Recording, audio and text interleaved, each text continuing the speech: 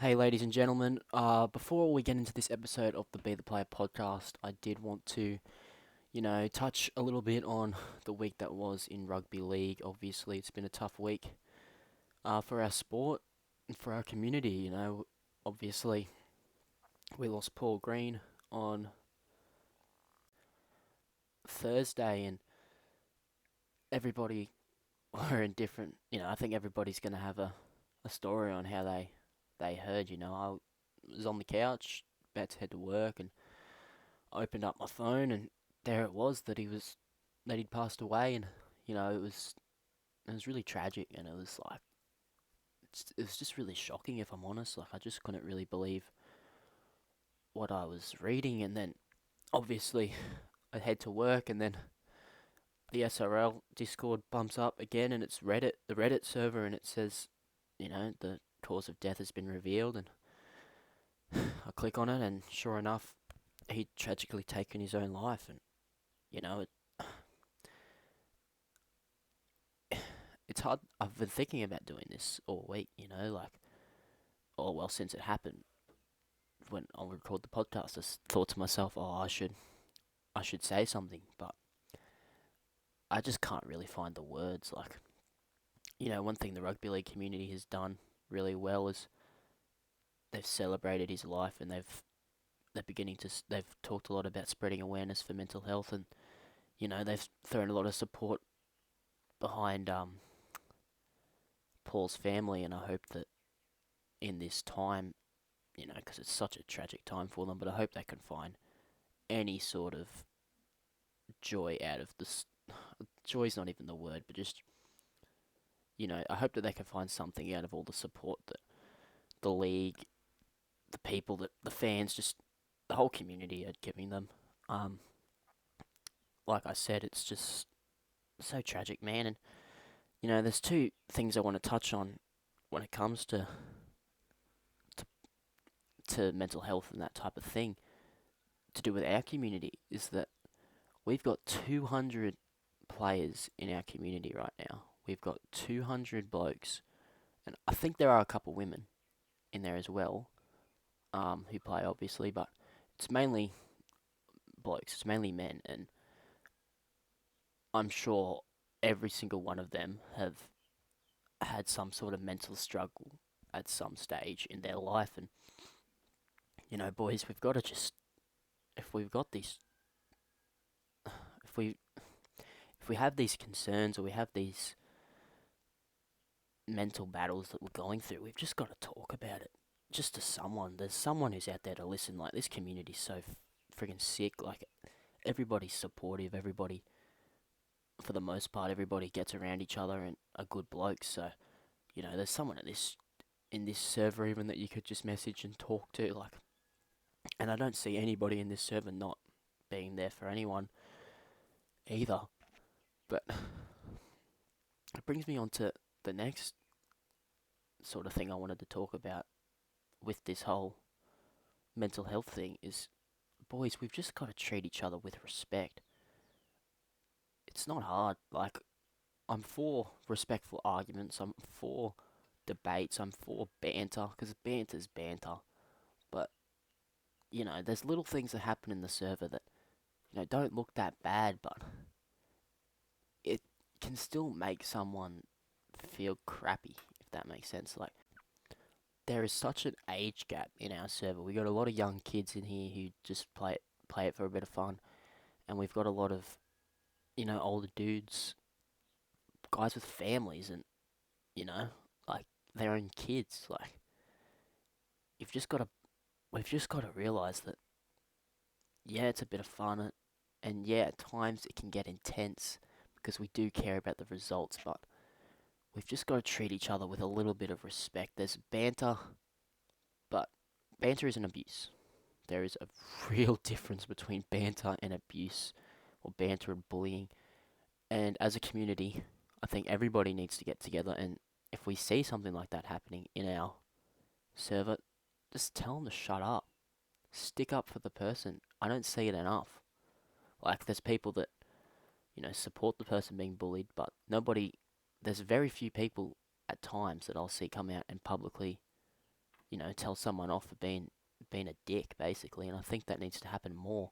And I'm guilty of that too. Sometimes I'll do it, but sometimes I won't. Sometimes I'll just brush it off and move on. But if comments made to someone is gonna lead to them doing something tragic, like, do you want to be the guy that brushed it off, or do you want to be the guy that stuck up for him and tried to put a stop to it? And I know who I want to be in that situation. And I think we've all just got to look after each other a little bit more in the server. Like I said, banter is completely fine. In this podcast, I'm going to talk about two players having a reported bust up, but that's banter, man. That's not real. But our feelings are still real, and I don't want anyone in this server to feel like they don't belong, because we have a good community. We've just got to get around each other. I think I'm getting off topic a little bit with this, and I'm not quite getting the point across that I wanted to get across. But I just hope that, at least this made sense a little bit to someone, or at least one thing of this little spiel I'm on. You guys get, because we have such a great community. Let's not ruin it with negativity or by just treating each other crappy. Let's just treat each other like mates, because that's what we are. We're just a group of mates watching Rugby League Live 4 simulations. Like, it's not that deep. We don't need to abuse the shit out of each other. We can just banter and have fun. It's there to have fun. It's there to have fun, boys. And I want to touch on even comments to other people outside of the server, in the server. Like, I'm all for criticizing a ref for his performance, but because you've got to critique them for their performance, but not them as a person. I've seen comments in our Discord before, and I've struck them straight away, talking about a ref personally, and saying, I've heard there's been someone in that server that has said, I want that referee to be hit by a bus, a double-decker bus. Dead set, give yourself an uppercut. If you're going to come into this server and you're going to talk like that, just fucking leave, honestly. They have such a tough job. I was watching Ben Cummins' interview with Yui. You can watch it on the NRL socials. After the 2019 Grand Final, and I'm a Raiders fan, and I was filthy. But his kids were abused on social media. Like, critique the performance, yes, but don't make it personal. Banter, yes, but don't make it personal. We're just some blokes trying to have fun, boys. We don't need this shit. We couldn't even have... Me and Kamish had to ban any type of conversations around the Manly Pride jersey saga, because they're not going to be mature about it. They're going to be insensitive, and someone's going to get upset or hurt by it. Why? It doesn't need to be... I'm going down a bit of a path. I'm losing what the focus of this was, but I just felt like I had to come out and say something, because I'm fucking over it. Treat each other with respect. Just get the fuck out. I'm done with it. And Kamish is the same. He puts in hours on hours on hours on hours into this, and then he sees people just act like complete and utter fucking tosspots. Makes him feel like shit. Why should he do season 4 if people are just going to shit on it and exploit it, or take the piss out of it? Anyway, I've definitely gone on a tangent here. And before I start talking SRL, I do want to go back to the main point at hand, which is Paul Green. Boys, if you are struggling, please go and see someone. Don't. And if you see someone struggling, don't just sit on the sidelines. Go and ask if they're okay, and just be there for them. Be a good mate. That's all I can say. I hope Paul Green's family... I just send them my best wishes, man. Like, it's so tragic, and I just don't want to see that happen again. So let's just be respectful, boys, especially in this time in the rugby league community.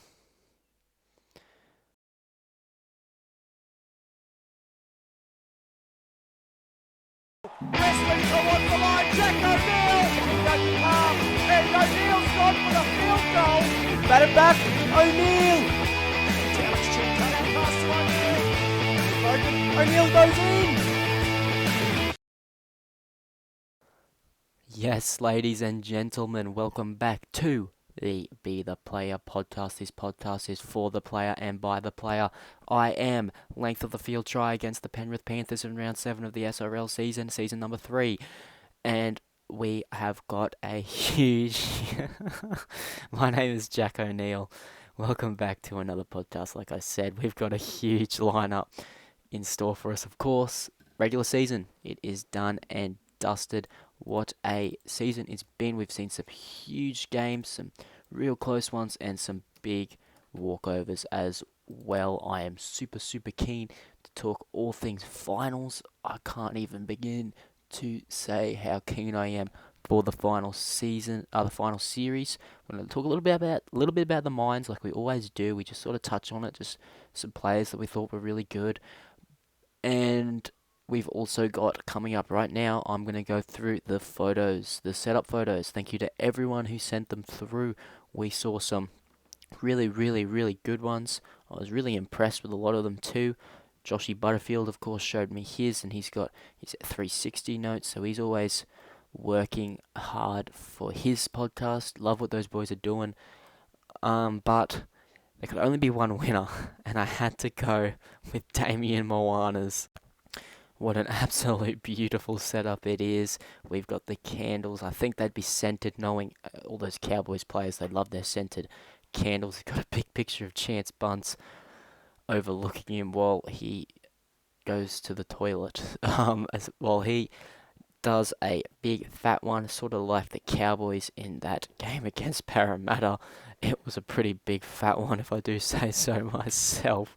But congratulations to Damien. I got a good kick out of this one. Hit up Commish and you'll be able to claim your reward. But without further ado, let's get into our minds wrap.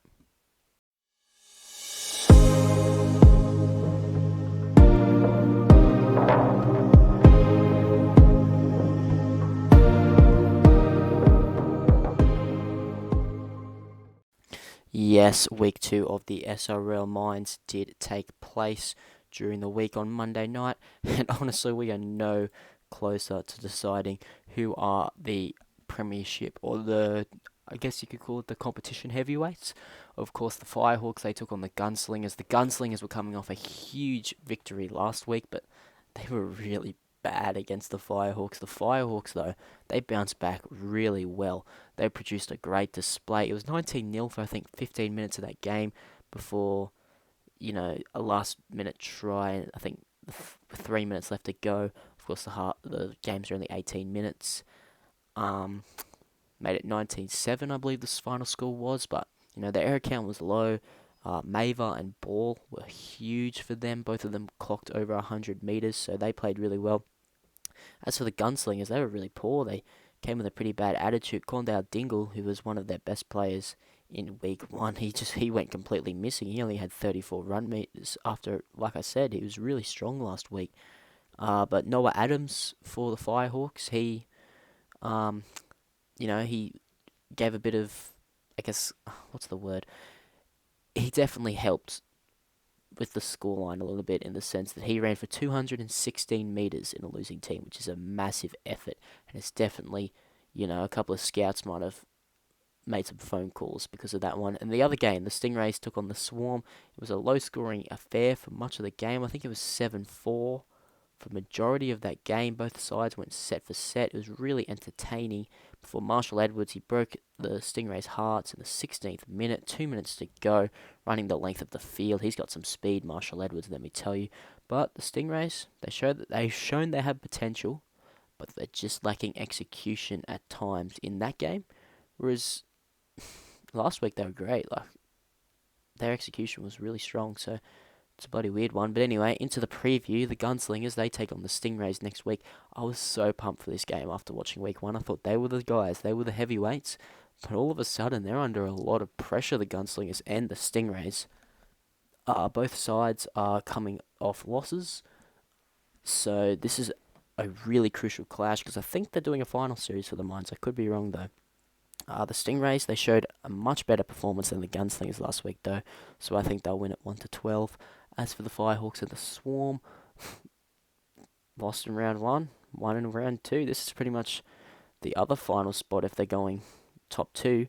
So this is another big game. The Firehawks, though, they're building really nicely. I think they were better in week 1 than the Swarm, and then they obviously got a win last week, and I think it was a better win than the Swarms as well. So I think the Firehawks will win 1-12, but the Swarm will be up them all game. Righto, it is now time to review SRL round number 7.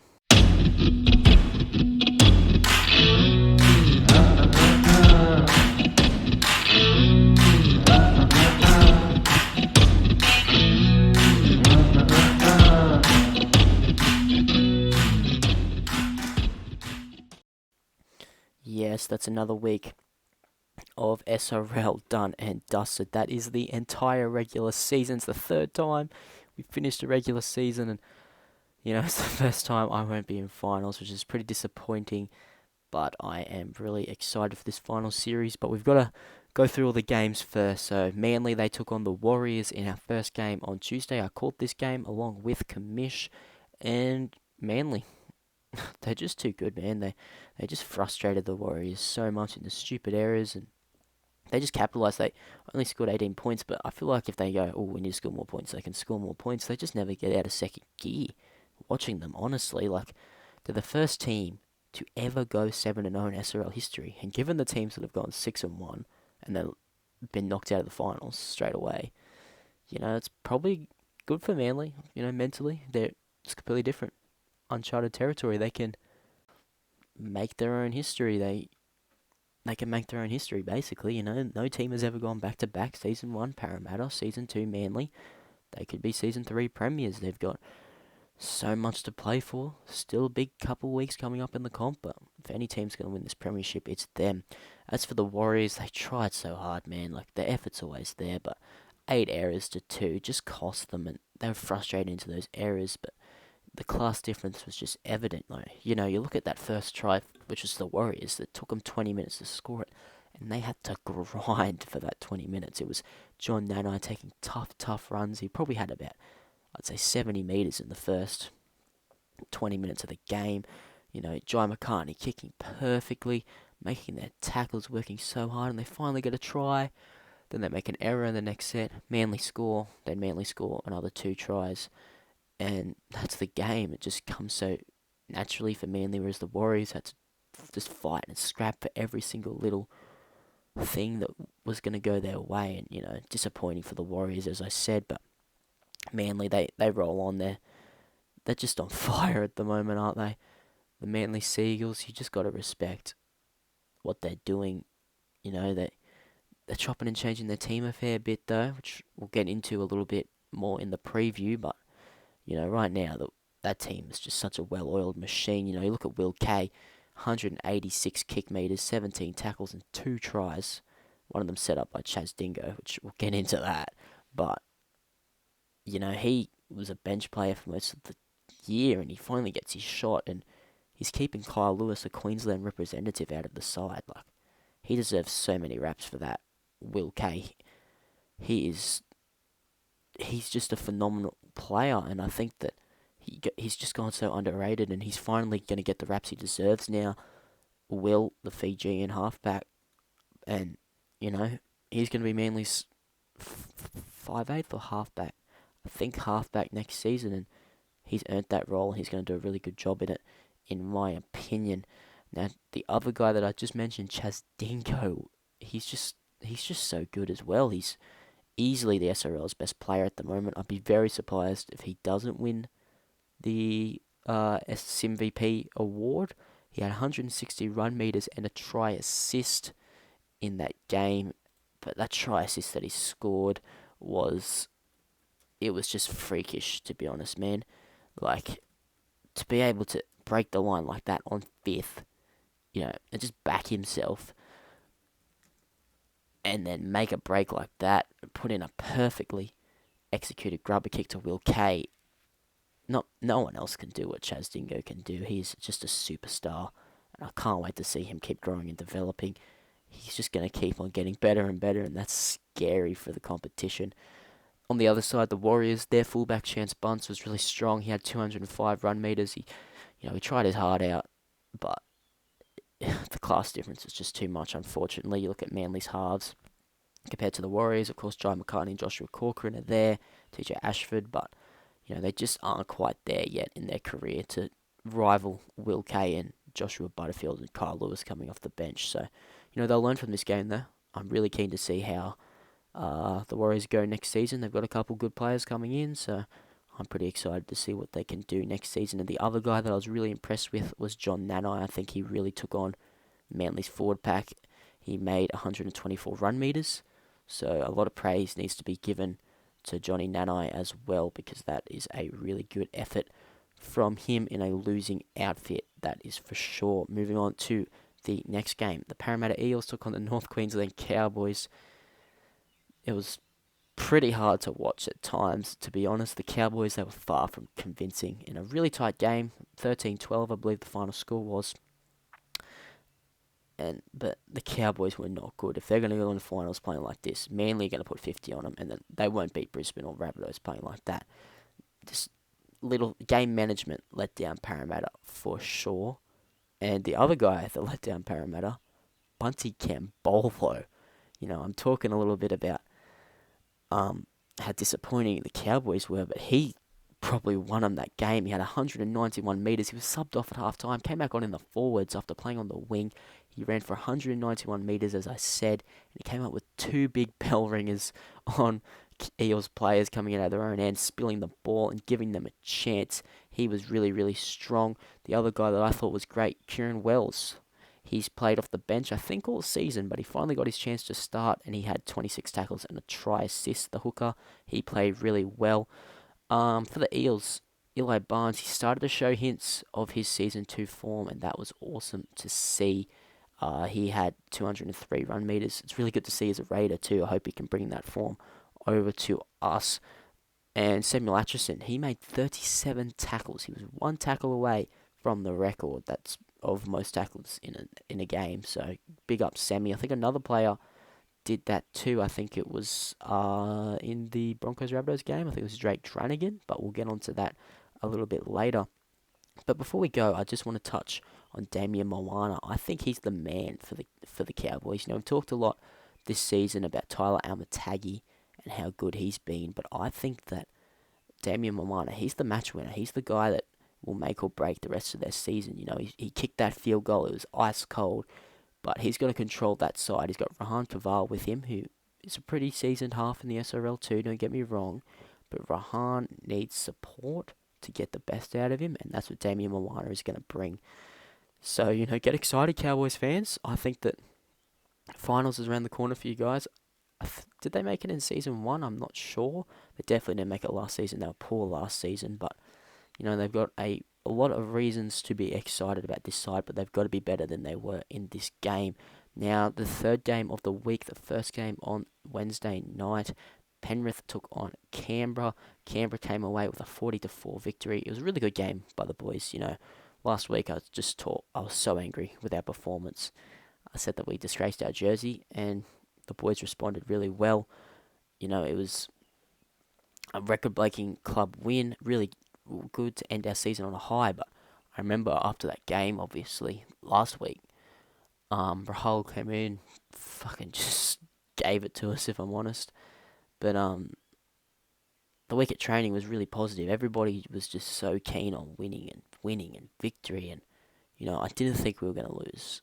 I didn't think we'd win by that much, but I couldn't really see us losing. I obviously tipped Penrith on the pod, but then, I saw just how, energized we were, and I was like, I reckon we might give them a big run here, and it gave me a lot of confidence, especially because I moved to fullback, of course, which is my preferred position, but, I'm really excited about having Eli come back and play that role, and I'm excited to get back to 5/8.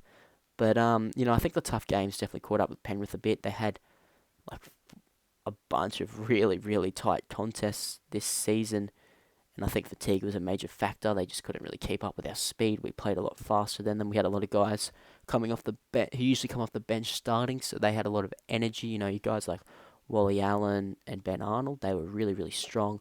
Sabbath Ta'ua, for me, was just so good. 182 run meters, 18 tackles and a try. That's probably his career best game, so it's good the Canberra have locked him up because they're showing a lot of life at the nation's capital heading into season 4 after that win, and I'm so happy that we are. The other guy that I thought was great was my partner in crime, Lukey Thompson. He had 2 tries, 154 run meters, 1 try assist, and 131 kick meters. Really good performance from a half. That's perfect stats for a half. That's a 10 out of 10 game, you'd say, from Lukey Thompson. I'm really proud of him for that performance. Mark Lee for Penrith. He made 29 tackles, and Tim Ball, he made 19 tackles with 0 misses. So, a disappointing performance by the Panthers, obviously. I know that Lockie Martin would not have been okay with how they performed in that game, and I think that he'll definitely make that known to the playing group that he's not happy, but he's done a good job recruiting-wise, and I think that the Panthers, they have a lot of reason, I guess, to go into next season with a bit of confidence. And I back them. I think that they're going to play a lot better next season. I think they've shown a lot of good signs, but, it's just been a season to forget for them, and I think that they need to just move on from this season and learn from it, obviously, but move on to better things. The next game to end the round and the regular season was the Broncos. They took on South Sydney. It was a really interesting game, They're going to play again next week, and I'm really keen for that. I'm keen for all finals games, but the Broncos, they just gassed South Sydney. They forced them to defend for most of that second half, and they capitalised.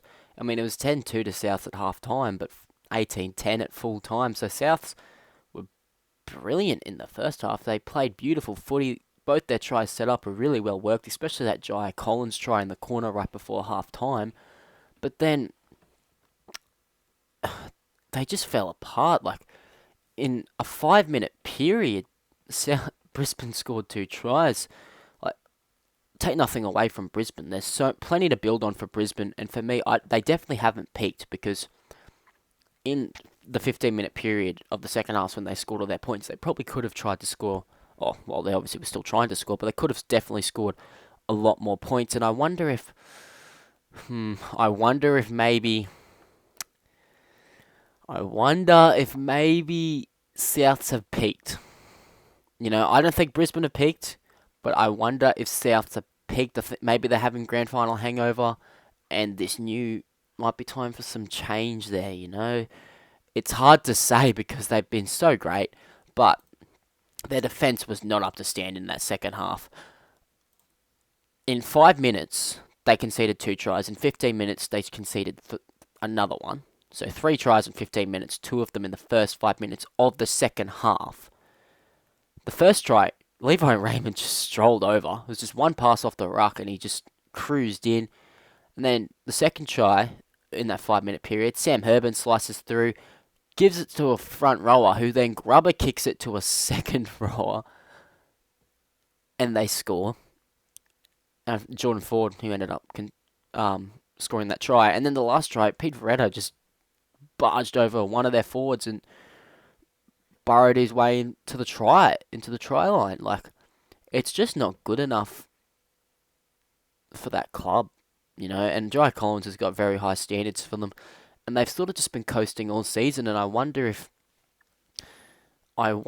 now it's starting to catch up with them. But you know what? There's still heaps and heaps to build on for South Sydney. I don't think it's the end yet, but they've got to find a new level very, very soon, or they could be in a lot of trouble. But let's talk about Brisbane a little bit. Brisbane were really good. They finally found stability in their halves, which I was begging for them to do all of last week. I said, give it to Jack Cahill, give it to Cherry Evans, keep Levi Raymond in there, give him a halves partner. Cahill's leaving at the end of the season, I believe. But you've just got to give him someone to work with.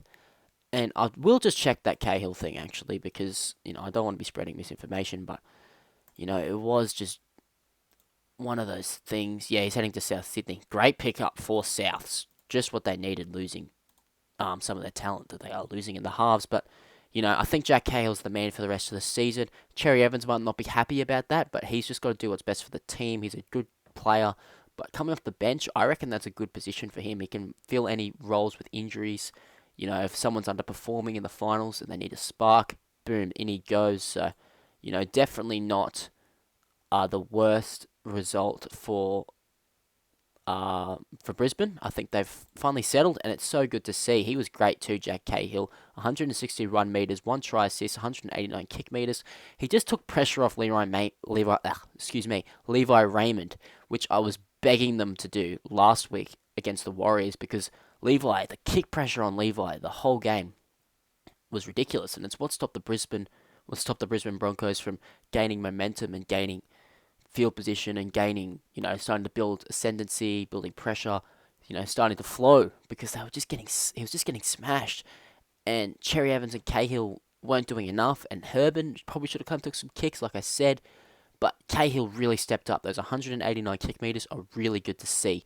As for Pete Veretto, 201 run meters and a try. If he can keep the off-field stuff down, keep himself out of trouble, he will be, in my opinion, he's one of the great forwards in the SRL, but he's just got to keep himself out of trouble. He's pretty underrated. He doesn't take much room in the salary cap, but he's just got to stay out of trouble. That's all he needs to do, and he will be remembered as a great, in my opinion. Liam Ryan, he had a pretty off night, to be honest, but I still think he still ran for 242 run meters and scored a try. So, I can't take too much away from Liam. It was a really good performance from him. And the other guy that I really want to praise is Drake Drunigan. He had 37 tackles, and he was one off that record. Samuel Atchison was the same with 37 tackles in the Parramatta Cowboys game. So a lot for them to both build upon, obviously. And I'm pretty excited to see where Brisbane go from here. I'm excited to see these guys face again next week.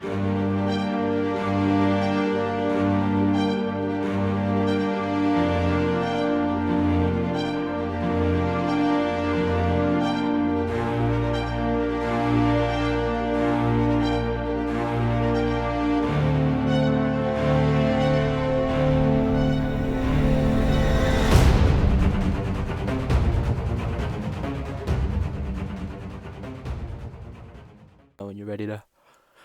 Ready when you are. Yes, ladies and gentlemen, I am now joined in the studio by the one and only Manly's captain, Matthew Harris. Matty, how you feeling? Oh, yeah, I'm pretty good. Yourself? Yeah, brother, I'm doing well. I must say, this is a different type of interview I've done. Usually they're very structured, but this one was sort of just thrown together at the last minute with some big news coming out of both camps. So I thought, why not get you in? I tried to get a certain other player in, but he couldn't make it. He's busy with other commitments, so I'll try and get him in a later date. But, I think you know what I'm going to talk to you about first. We're hearing little rumblings out of both camps that you might have had a bit of a stink with Chrissy Lord. Can you confirm or deny? I'll confirm that. After the game, round 6, after we had that nice 13-plus win, we went out for drinks with our former teammate in Chrissy Lord. Had one too many, not going to lie. KCK got a little cocky, started talking some trash. Chrissy Lord didn't really like that, got up in his face. Being the captain, defending my boy, I got back up. Bit of push and shove, couple of punches thrown. Seki broke it up, and yeah, I'm not going to tell you who won or lost. Let's just leave that up to the imagination, but might have been me. Fair enough. No, I got the scoop. Obviously, had to wait till all the police stuff was done, but obviously no charges have been laid, so probably a good thing. Isn't going to derail your season, but have you sorted it out, or is it still sort of pending till the end of the season to chat to Chris? We're kind of on good terms. We kind of had a laugh about it on the day after we got dragged out by Seckies, but come this week, where we're going to be going at each other's throats like it's life or death. But that's mainly because it's finals. Yeah, for sure. Interesting one, Chris. He hasn't named himself in the lock position. He's put himself in the front row. I was looking forward to that matchup. What do you think of that move? Kieran Wells and Thomas Wallace are the 9 and 13. One thing that I thought, and I'll say it in my preview later on, but one thing that Wells and Wallace were doing so well is they're having such a good squad balance. Wallace would start the first 40, then move to lock, and then Wells comes on fresh, and it's an interesting change for mine. What are your thoughts on it? Honestly, it's fine. I reckon Wallace will do fine at 13. But part of me thinks he's trying to avoid me a little bit. That's just me. I'm sure he'll deny that one, but Of course. He played in the front row last week as well, and I suppose Wallace and Wells did a job. I think they made something like almost 60 tackles between them. So I don't think, it's make or break for the Cowboys, that change, but I do just think it's an interesting one. But I want to talk a bit about Manly, before we get back into the sort of casual stuff. I want to talk about your changes. Chapman Kenny back in, obviously. Malachi Booth, I thought that was probably his career best game, unless, you've picked one up that you think was better. He moves to centre. You've moved Joshy Blackburn to the second row. But the big one, Jesse Bennett, jumper 16 off the bench. What's your thought? What's your thinking around that one? That was actually a forced change. He got injured late in the game last week. So I'm going to have him come on at lock for me at halftime. Because I found that he was really good at lock when he did play there. He's not going to take my spot, but he's going to be having a good 40 minutes there. Gives me a bit of a spell too. True. I've just talked some mad shit then, because I was saying how it's the weirdest change. I couldn't believe it in my review and my preview, which will come out after this in the pod. That change around, put Blackburn into the second row, putting Booth to the centre and everything. Yeah, it's, obviously forced change, and it's probably the right change then, but I think Joshy Blackburn, he's been really underrated. When it was Kane at fullback, wasn't he? He went down, and he of all people, Blackburn, went to fullback, and he did a pretty good job back there. I can't believe that. And it was more so in defence. He really cut Al Matangi and the wingers when they actually did make breaks. He really did really well back there. I was so proud of him. Yeah, man, he's a very versatile player, and he works hard. I think he's just one of those reliable guys to have around your squad. I think every team needs a guy like Blackburn in the team. But let's talk a bit about your squad. How you boys going? How you feeling going into finals? Obviously, I assume that morale's pretty high, but how's everything going with the boys? Honestly, morale's super high, but at the same time, I'm keeping all the boys level-headed. We still have a job to do. And we're not going to think ahead of ourselves. We're not looking at the grand final yet. We're looking at week 1. And we're ready for that challenge with the Cowboys. Yeah, I've had that question raised to me a fair bit. I wasn't sure if it was a Manly player chucking in those anonymous questions to me for the pod. I think it was last week, maybe the week before, about dynasties. And, we haven't seen an SRL dynasty yet, really. Parramatta won it in Season 1. And Season 2, they looked good, but they couldn't sustain it. Similar stuff here with you in the sense that Season 2, you won it. Season 3, you've looked good. But the question is, can you sustain it? You haven't even lost a game since the grand final. And you've obviously had a run before the grand final too. But I guess what I'm getting at is, do you think you've got the legs left? Do you think you've got the energy to sustain this run that you're on? I reckon we definitely have the legs. Me and Kane put this squad together knowing that we're going to have to back up a premiership, and I reckon everyone can do it. We'll be firing. Yeah, one thing I can't question is, you're just such a well-oiled machine at the moment. I was in commentary with Kamish, obviously, in that big win against the Warriors, and you saw just how hard the Warriors had to push to get that first try on the board. They just had to do everything right, and then you guys just would then score points at will. You just stick to your process. You don't panic, and it's the makings of a good side. And you've obviously chopped and changed the lineup a little bit, but everybody still just goes in and does their job. Dingo's played 5/8. Will Kay's been on and off the bench. I think that that's something you boys should be proud of, is the way that you can handle adversity and just keep going. But I want to talk a little bit about that man, Will Kay.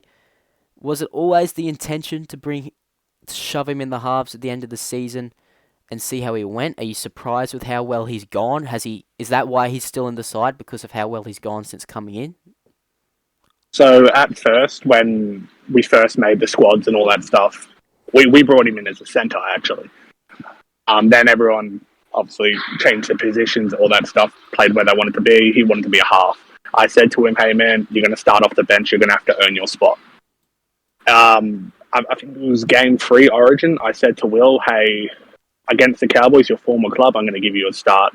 Depending on how you go, we'll see where it goes from there. He played outstanding that game, man of the match performance. I'm like, you know what, mate? You're going to get that start for the rest of the season. You've earned it. And he's proven us right again by having another man of the match performance against the Warriors. He scored 3 tries in 2 games since he started. And it's honestly awesome. He's such an underrated player. And he's soon to be correctly rated, I reckon. He's just so good. He's proven us right in giving him that starting gig for next season too. Yeah, man, I've been really impressed with Will.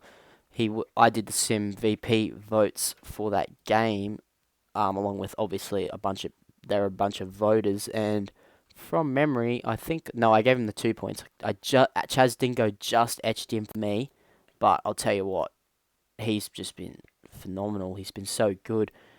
You at lock, I've been really enjoying that change. Obviously, you used to be a front rower, or I used to think you were one of the good front rowers in the game, but I'd never had you in that elite category. But then you've moved to lock full time, and I think you're probably the best lock in the game right now.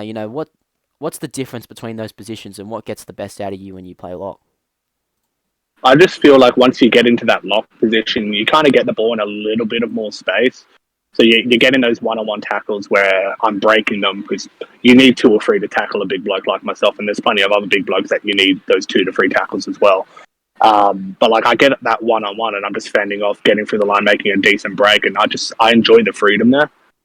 And before I was able to change my position, I was stuck at prop, and I don't mind the prop, don't get me wrong, but I have more freedom at lock. I can ball play as well, all that sort of stuff. Yeah, for sure. And you've always been a really good defender, but I think that lock position has just unlocked that your running game a little bit more, if that makes sense. Like, I think that one thing Manly do is they play fast, and I think that your breaks in the middle, like you were alluding to, have really, really helped. Now, I want to talk a little bit about signings and the people coming in for Manly. Obviously, it was going to always be an effort to keep all your players. You've lost a fair few, mainly to the Rapidos. Let's talk about the guys that you've gained first. The big one I want to talk about, Lennox Prakash coming back to the club. How did this one come about, and what type of position do you think he's going to play at the club next season? He'll go straight into our second row prop rotation. I generally have all our starting props and second rowers playing 60, 40 at second row, 20 at prop. The order is just dependent. I've always rated Prakash. I was sad we let him go for season 2. But there's a little behind the scenes stuff that happened with that. We won't go into that. He's going to come back in. Most likely we'll start him in the second row. He's just an all-around good player, bringing him back to the club. He's a Manly fan first and foremost, and he's a season 1 veteran for us, so it's always happy to bring him back. Yeah, I think one thing that Lennox needs is he needs a bit of stability around him. He's one of the best bloody forwards in the comp. He's just when he's on, he's damaging. He defends so well, but I think he needs a club with stability around him. And just, real tough leaders. Like, I know Pete Veretto's a tough leader, and so is Justin Place, don't get me wrong, but, just that shit. You and Kane arguably have the tightest ship in the SRL. So I think that's probably the best thing for Lenny. Obviously, he missed out on New South Wales selection. I wonder if that was obviously a big catalyst for him to look elsewhere. But I'm looking at your losses, and you've lost some huge players, Jackson Allison and Joshua Butterfield. I think Joshua Butterfield's been, it's been his best year of his career for me, coming from Penrith, where he was a benchy for a lot of that season. But the one I want to talk about, and it's the one, I know how big it is to lose Bo Sadler. He left our club last season. He's an absolute weapon, and he's so good in so many different ways. Losing him to Brisbane. Can you can you tell me a little bit about that? Like, how you feeling about that, and can you plug that hole? Because Brisbane struggled to plug that hole when he left them at the end of season 1, and Canberra haven't really plugged that hole before Tim James got there in season 3. So, talk to me. Honestly, Sadler's such a great player. I don't think he can ever fully plug the hole, but I have so much faith in my squad. Kyle Lewis is going to go into that nine role. He's going to be bulking up in the off season as well to cater for that. I have the most confidence in Kyle Lewis to be able to go into that 9 role and feel like he's been playing there his whole career. I reckon he'll do well. Yeah, it's a weird one. Kyle Lewis isn't really known for the sort of stuff a hooker needs, if that makes sense. Strong defense and good service. He's just an X factor, and he's a good game manager, but it's what he does with the ball and just that freaky stuff that he can do. We saw it at the end of season 2, where he just, went to another level and became one of the elite halves. So, look, I wouldn't have made that change, but I have full faith in you guys, obviously. I reckon that could be, it could make or break your season, man. So I respect that, and I hope it goes well, because I do like Kyle. I think he's a good bloke. But is that it for recruitment? Have you let go of the players you need to, and you've got the players you need to? Obviously, you'll try and feast on a couple of Mines players in the draft, but are there any other big name signings coming to the club? Well, he won't so much be a big name signing, but I reckon he's going to have a stellar season next season. We got Hayden Mellor coming into the squad. He's similar to like a Blackburn, I reckon. He's going to be an unsung hero for us, I reckon, and he's just going to be so good, I reckon. Yeah, it's hard to get the raps you probably deserve when you're at a team like Penrith at the moment, and that's no disrespect to Penrith. It's more just where they're at in their season. I am really, obviously, I feel really bad for the whole leadership team at that club. They've struggled big time this season, but I think that they've made some pretty good inroads as well. What have you thought about Penrith? Obviously, they've had a tough season. Have you spoken much to Lockie Martin, given him any advice, and what's your thoughts on their signing so far? Honestly, have barely spoken a word to Lockie Martin. I think I had a quick chat to him about the draft, actually. But yeah, their signings, what did they sign? Half of the Rabbitohs?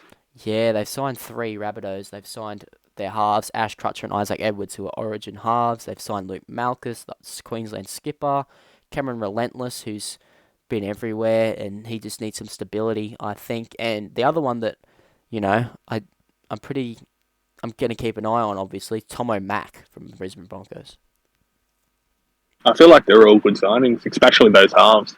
It's like I feel where Penrith kind of lacked in that game management, throwing that silly pass after the breaks. I reckon Isaac Edwards, Ash Crutcher don't do that as much. They pull it back. They game manage a bit better than the current Penrith halves.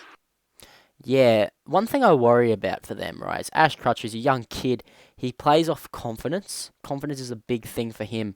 And if Penrith are struggling, I wonder if that'll put Ash in his shell a little bit, which I think has held him back from being a great SRL half so far.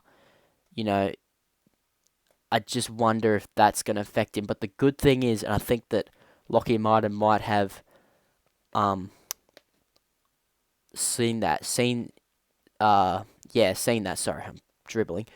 And that's why he's brought Isaac Edwards over as well. Not just because Isaac Edwards is one of the best halves in the game at the moment, has gone to another level this season, but because having that familiarity, I really am dribbling at the moment, but having that guy that Ash Crutcher knows so well, it's definitely going to help him. What's your thoughts on that? I'm going to stop talking for a little while and get my words back. No, that combination together is really good, and I feel like them going as a package. What do they call themselves? The bench buddies? Yeah, something like that. Yeah, I just feel like they go 2-2. They play off each other really well, and I feel like with Isaac Edwards by his side, he won't really go into his shell, and I feel like Penrith might get back up to fifth next season. It's gonna be an interesting season next season. There's some big signings happening, and a lot of clubs I'm really excited about. Another one I'm excited about, Brisbane, man. They got Mark Iron, Bo Sadler, like we mentioned, and that's the big one. But they've got Simon Hunt, Joey Kelly returning to the club, Luca Moscow and Samuel Lillard all making the move up to Redfern. Far out, I'm talking shit. Red Hill. What's your thoughts on, how they're looking this next season? Especially, one guy I want to talk about a fair bit is Joey Kelly going back to the club and Luca Moscow being in the wings. What do you think of Brisbane and how they're building? I was about to say that backline is scary. Like, I was thinking when they got rid of Crimp, I'm like, what are you doing? He's really good. But then to replace him with Moscow and Kelly, I was just like how? Like that? It's, in my opinion, they're going to be the most damaging backline, like the back five as a whole. For sure. Like, you look at other clubs, man, like, they have that really good winger a lot of the time, and then the other winger isn't quite up to scratch, and teams will usually kick towards that winger. Who are you going to kick at? Joey Kelly, Luca Moscow, or Sam Herbin? You're better off just smashing the ball into touch every single time because, I reckon they'll score, all three of them will score above, if it's still a 7-round comp, I could see 5 to 10 tries each for each of those players. Like, they're gonna be damaging, but I just wonder if they've invested too much in their backline and if that's gonna hurt their forwards. But they still do have guys like Pete Ferretto at the club. Bo Sadler's coming over to help lock that up. Samuel Lillard, Simon Hunt. Samuel Lillard was at Canberra and he played his best footy there for sure. He struggled at Para, but a lot of players have struggled at Parramatta this season. Let's talk Mark Iron, because he's my boy, obviously. But where's he going to play at the Broncos? There's a halves position there. He could probably play centre. Where do you think Mark Iron fits into the Broncos fans? I feel like he might actually get a crack at that number 6 role, and I reckon he'll do pretty well. But personally, I rate him more as a centre. I'd throw him on that left edge. Yeah, it's a difficult one, Mark. Like, he's had a pretty poor season with us. Like, no sugarcoating it. To be fair, none of us have had great seasons, but I just wonder if maybe he was really good last year at fullback, but I just wonder if maybe the fullbacks have all gone to another level and he's sort of been left behind because he doesn't quite have the skill set to be that superstar fullback. Like, you look at Chaz Dingo, Liam Ryan slowly building to be one of those guys. Each week he's getting better and better. Sammy Herbin, Chance Bunce. HBK. Yeah, good on you. I wonder if he's just not quite, if he's just got to build on those skills. And I reckon the halves would be a good position for him. He's pretty big. He's bigger than your average half, I reckon. I reckon defensively he's not going to be an issue. But yeah, I think that's probably the best move for Mark. I reckon him and Levi Raymond would be a pretty good halves combination too. I think Levi Raymond, the thing that Brisbane need and Levi needs is just some stability in the halves. This guy is your guy. He's going to be with you in the halves all season because he's had what? Cherry Evans, Jack Cahill. Those are the big ones. Did Delaney play with him for a bit too? Yeah, Delaney would have been there before he traded with Cahill. But then he also had Sam Herbert in there for a half. For a half of footy, Sam Herbert moved from fullback to the halves as a premeditated plan. I'd like to say against Para, but I could be wrong. But yeah. But I'll be real with you. Herbert looked really good at 5'8". And see, if he wasn't so good at fullback, I would keep him there. Yeah, I don't disagree, but the stuff that he does at fullback, you can't replicate that with another player really, unless they wanted to sign, one of the great fullbacks. But the good thing about Sam Herbert is he still comes pretty cheap compared to a lot of those other fullbacks in the salary cap, so that's why he does. So he's doing a really good job for them. But speaking of fullbacks, Eli Barnes. Eli hasn't had the best of seasons, but he showed a lot You know, he showed a bit of season 2, showed a glimmer of season 2 against the Cowboys. Did you watch that game and what do you think of his performance? He did pretty well, actually. I was like, oh, is he coming back into a bit of form? Just a little bit too late, though. I think he had that one run where he went over the sideline, but other than that, he was making breaks, he was making meters like he always does, or always used to, I should say. Um, yeah, I reckon him coming into that Raiders system, I reckon he's going to get back to his best. Yeah, I'm hoping so. And the reason why I think he's going to get the best out of everyone. That's what I'm hoping for. I think that you've got me and Luke and Mark. We weren't creating tries. You know, Mark Iron wasn't making those breaks he was last season. And then we were playing off on the back foot a lot of the time, me and Luke. So it just didn't work. But I think Eli Barnes being that option at the back that he could just create something out of nothing is going to really revitalise our attack. But obviously we got to talk. We're not going to talk too much about the circumstances that led to it. But I want to talk Jason Laumu. We've obviously pinched him from you at the last minute due to some off-field stuff, some salary cap stuff. But you know, it was Lam. What do you think Lam was going to do for us? And have you found a suitable replacement for him?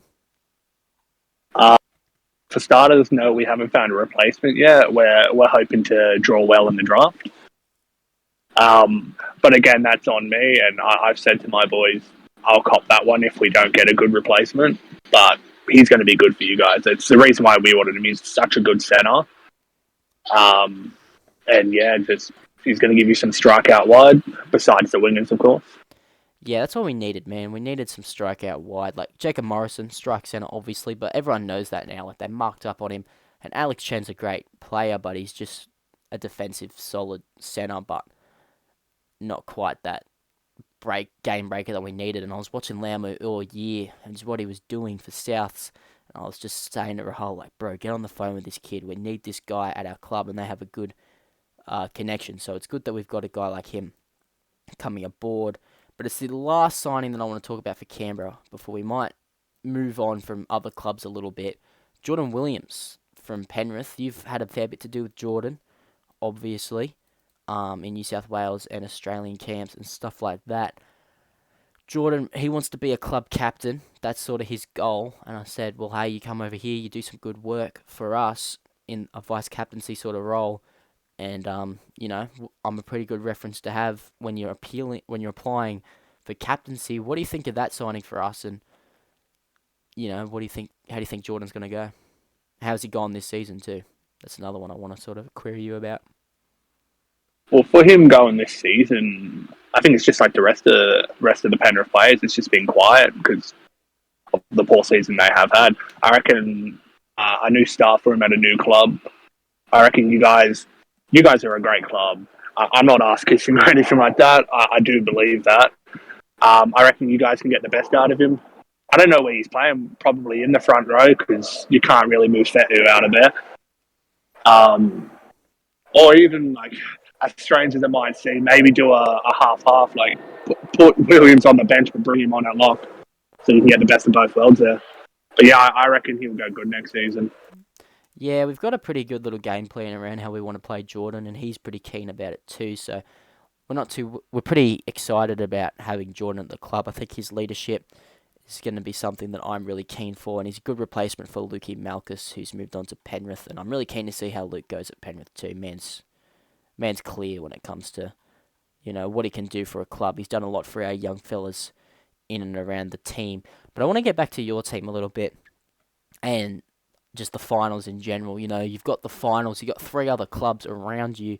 Who do you think is the biggest threat to taking your crown? I have to say the Cowboys.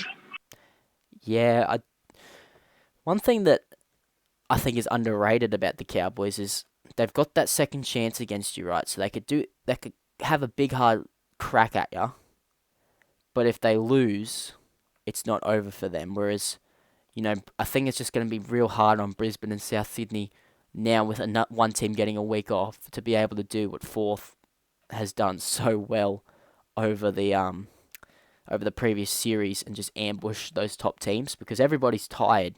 But now we've got a team who's going to have a week off, and I think that that's going to be invaluable for both teams.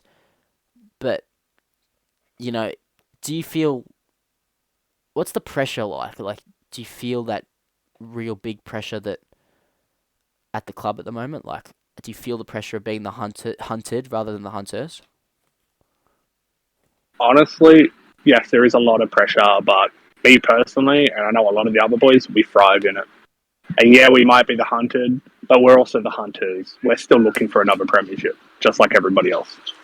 No, it's a good answer, man. But, you know, I think one thing that with Manly is, you know, if the Cowboys get knocked out, nobody really expects them to win the premiership. I'm sorry, but you guys are the guys. You guys would be $1.10 favourites to win a premiership compared to the other teams.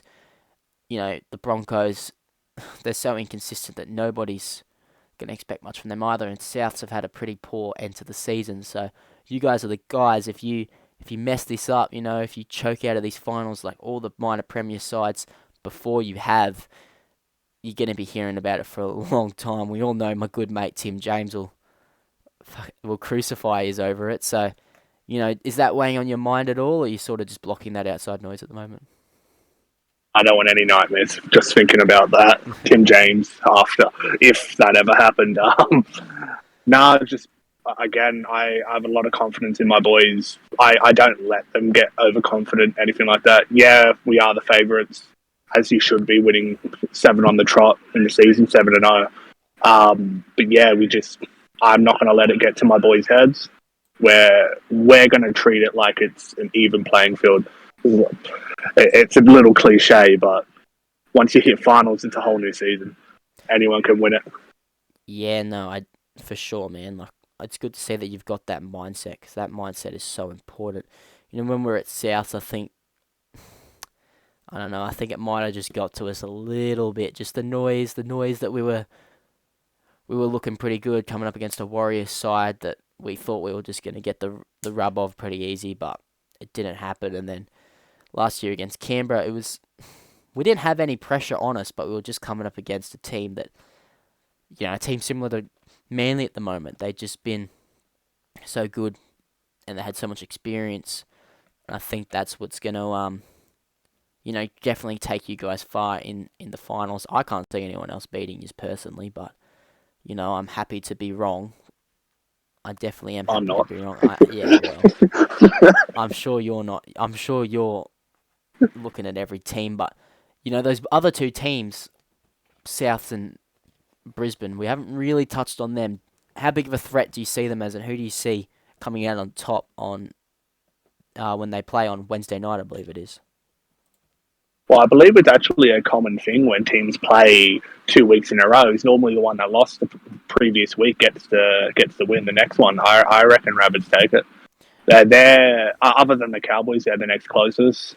Broncos are up there too. Like, they're in that 4th position. You know, everyone wins from 4th. But yeah, everyone has their chance. Anything can happen on the day. We're going to be prepared for anything. And yeah, I repeat again. I do reckon Rabbits will take it this time. It's a weird one, man. Yeah, I think Brisbane. I think Brisbane could still go to that next level. I think they've still got another gear, whereas I think South might have peaked. I think that they've had 2 years of real being right high, and I think they're sort of coming down a bit. I don't think the window's closed, but I do think that the signings that they've made or the people that they brought in, you know, is necessary for them. I think Butterfield's going to bring a bit of energy. He's coming from a maybe premiership winning side, we'll see, but he's coming from a very dominant side anyway. Jackson Allison, for me, is a big signing culture-wise, and then obviously James Thorne having a bit of a fresh start is something that I think he really needed. Cahill coming in, obviously, and I really like the look of Saddle Cart. I think he's going to be a really good player. So they've got Tyler Clay as well, Tyrone Clay, we can never decide. So I think they've got a whole lot of really good talent coming in and fresh talent that's going to bring newfound energy to the club, and I just think that they're a bit out of energy at the moment. I think that it might just be time for them to do something different, to find something different, if that makes sense. Yeah. But you know what? The thing about finals is we always get surprised. There's always a change. Someone always does something crazy. Happens every single time. I mean, you only got to go back to last season. You guys came from nowhere and won it all. Canberra and Rabbitohs played the craziest finals game I think we've seen. Oh my god, Like, yeah. I can't even. It lives rent free in my head, man. Like, it's just, it's yeah. I got to get back to that level. You were Where, wishing they were paying the rent. oh man, it's just it's such a hard loss, bro. But we've got to go. Yeah, what did it come off the post and everything, eh? Yeah, it was just tough, man. It was. I say I've come to terms with it now. I would hope so. It's been another season, but How could you, though? it's just one of them losses that's just gonna be there. You know, similar to a grand final loss. I'm sure a lot of those Souths players feel the same. I think until Chaz Dingo wins another premiership, I'm sure that loss that you guys last year is definitely gonna. It would still weigh on his mind. You know, not the sense of I need revenge because he obviously plays for you now, but it's that I need redemption, and I think that's something that I'm definitely craving at the moment too, is a bit of redemption. I'm yet to win a finals game. I'm 0-2, so hopefully we can do something about that next season. But I think that we're sort of getting to the end of this interview. It's been a good chat. Like just to this popped in my head. I'll ask Matt about it. Oh, this popped in my head too. I'll ask Matt about it. What's your message to the rest of the comp now? You know, you've got three teams that want to just bring you down and take you down from that high. I want to say a high horse that you're on, but you're riding high. You're soaring at the moment. You're the best. You're building towards a dynasty. You know, what's your message to the rest of the teams? Don't think you're underestimated. We're prepared for everything and expect our best. Yeah, man, that's sick. This final series is going to be so good, and I'm just so excited for it. I think that I'd say the four best teams have definitely made it for me. I think that they've played the best footy when it matters. So, yeah, man, thank you so much for coming on, having a chat with me. Obviously, it's a bit short notice, but it's good to have you in here in the Be The Player podcast studio. Hopefully, we can get you on before the end of the season. Hopefully, we can get Chris Lord on too, and, sort this out. But good luck on Wednesday night. Thank you for having me. Take care.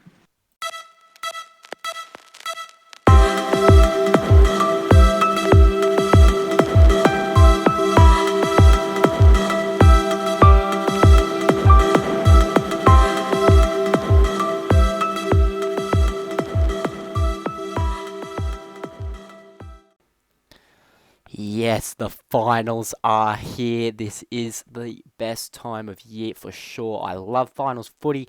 I'm not playing in it, obviously, which is really, really disappointing. You know, being in the finals the last 2 seasons, I know how big it is. I know how passionate the fans are and how into it they get. So I am really disappointed to not be featuring in the finals, obviously. But, the guys that are there at the moment, big ups to them. Congratulations to the guys playing finals for the first time. It's such a good experience, and I'm really glad that a lot of these guys get to experience it. So, we've got 2 big games this week. Of course, we've got the third versus fourth game that will lead into the first versus second game. Let's get straight into the third versus fourth game. The South Sydney Rabbitohs take on the Brisbane Broncos at home. Really, really big game, obviously, for both teams. It's do or die now. It's finals, and there's so much on the line, bro. Like, I've said that twice. I'm really waffling, but of course, it's a rematch from last week. Can South Sydney find improvement at home? I was saying just earlier in the podcast, I think they might have peaked. I think that I don't want to touch on it too much more or be too negative, but I do think that they may just be starting to get to the end of their run, and they need some fresh faces to come in like they have recruited. They made the finals in Season 1, were knocked out by the Warriors. Season 2, made the grand final, smashed by Manly, and they just haven't hit heights that were expected of them. And, the Broncos are probably the best team for them to play, though. Because the Broncos, they have Brisbane, they have a lot of confidence, but form has been very inconsistent of late and of the whole season. They had a big comeback win against Parramatta before they got dusted by the Warriors, and then they, have this spirited performance at home against the Rabbitohs, and now they're going to play them again. Can they break that curse of just win, loss, win, loss, win, loss? We're about to find out. No real changes for the Rabbitohs. They remain quite settled. They have all the season. They've never really needed to make changes because the only losses until this point, I believe, were against the Cowboys and Manly, who are first and second. So they never really made the big of changes, whereas the Broncos, the only change they've really made is Jason Farrow, who played lock last week. He has returned to the bench. So I'm going to do a prediction now. South Sydney have got finals footy experience that Brisbane haven't had since season 1, and a lot of their players that are there now haven't played finals. The likes of Jack Cahill, Coda Diab. Has Michael Crimp? I think he might have played finals last season. I'm not too sure. Someone let me know in the comments, please. But I just think that Brisbane are going to do what fourth place always does and win. I don't think they'll win the premiership, but I think they'll definitely beat the Rabbitohs. I think the Broncos will win 1-12 in a very close affair. Now, this is the game I'm going to spend a lot of time on. It's a huge, huge clash. And I'm just so pumped for this game. Oh, the Seagulls versus the Cowboys that, probably didn't quite live up to expectations in a way when they met earlier in the season, but, it was entertaining. A lot happened. A lot of stories came out of that game. It's a big rivalry game. They don't really like each other, and I'm going to get into it why. I think we already know why. We've touched on it a little bit. But their last meeting was such a niggly affair. Chris Lord sent to the sin bin. But I think there's a rift between Matthew Harris and Chris Lord. They had a bust-up, supposedly, after their regular season game a couple of weeks ago. Apparently, both teams were out for drinks. Kane Chapman-Kenny gets to talking. And Chris Lord obviously takes exception, and then Matty Harris steps in. They're both kicked out by police, but no charges were laid. So, it's still a dicey story. We've had Matthew Harris on the podcast, and he's obviously given us his perspective. We're going to get Chris Lord on when we can. But yeah, this is going to be a really, really tight clash. In my opinion, it's going to be a really, really fiery one, and I'm so keen for it. There's going to be a lot of talk. Might even see a punch-up. Will we see the first SRL punch-up? We're going to find out. The Seagulls, they are absolutely soaring, and they know they can break up the Cowboys' rhythm. They've done it before. Cowboys, meanwhile, they were far from their best last week against Parramatta. They're lucky to have won. I think if Charlie Butler's kicking game was on song, they probably lose. They were not great. But they've got the big X factor. They've got the big man. They've got Bunty Cambolo. He is in flying form. He might be the guy to finally beat Manly. He might be the guy that could upset them a little bit. He's found huge form coming into the right end of the season. A couple of changes for the Cowboys, and they're really interesting ones. I'm not too sure about them, if I'm honest. Chris Lord is back on deck at prop, not lock. He's opted for Wells to stay at 9 and Wallace at 13. This is a huge, huge change from Chris Lord. I'll be curious to know what his bench rotation is going to look like. But the thing that has worked so well, and I think that's why they probably look so tired, the Cowboys at times last week, is having Thomas Wallace start that first half, then move to lock, and having Kieran Wells coming on fresh. So it's a really, really intriguing one. I'm not sure how I feel about it. Then we talk about Manly, and there's some huge changes that I want to go through as well, because they've made some changes that I'm really against too. Kane Chapman-Kenny, he's returned on the wing, pushing Malachi Booth, who had probably the best game of his career last week, to the centres.